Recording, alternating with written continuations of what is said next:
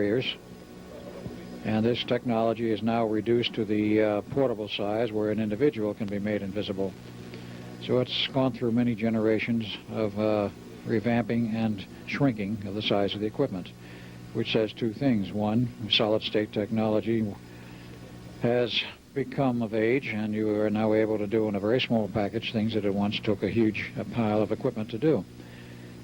Secondly, they've modified the equipment to some extent so that it is now possible to make it portable and still completely effective.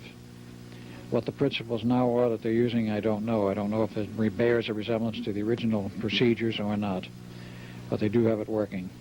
In fact, there's even a famous photo available of President Bush and his Secret Service man out fishing at Kennebunkport, Maine, in the surf. And in between the two of them, there is a fishing pole standing there fishing with nobody hanging onto it, quite invisible hands holding it up. This is rather a famous picture, and it is there. It has been publicized in a couple of newspapers, and merely goes to show that the government has rather good control over this sort of thing.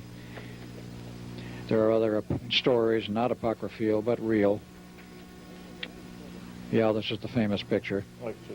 Right. Famous picture, and we see the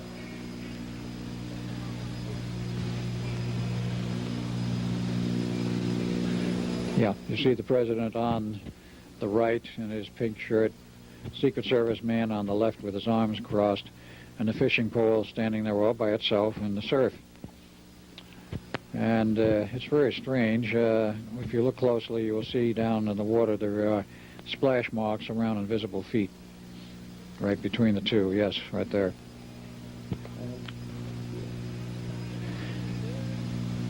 Now the angle seems a little bit off in terms of the way the poles are fishing, but we don't have the full picture of exactly what bay they were in or where this was and exactly where their lines were actually anchored.